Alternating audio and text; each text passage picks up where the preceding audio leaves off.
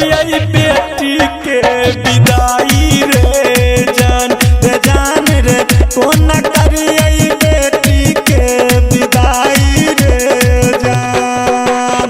पारा रे जतन सा हम बेटी के पोसलिए रे जान रे बेटी के पोसलिए रे जान से हो बेटी भेलैया पढ़ाई रे जान रे कोन करिए बेटी के विदाई रे जान।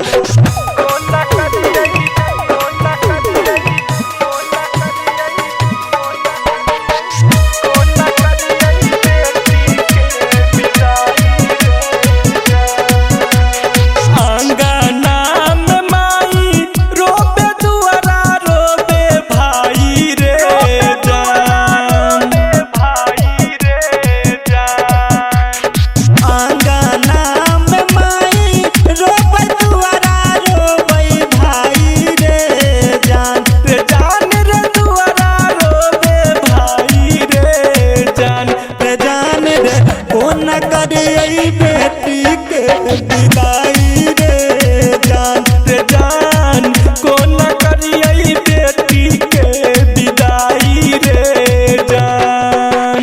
पारा रे जतन सा हम बेटी के पोसलिए रे जान रे बेटी के पोसलिए रे जान रे से हो बेटी भेलैया पढ़ाई रे जान कोन करिए बेटी के विदाई रे जान।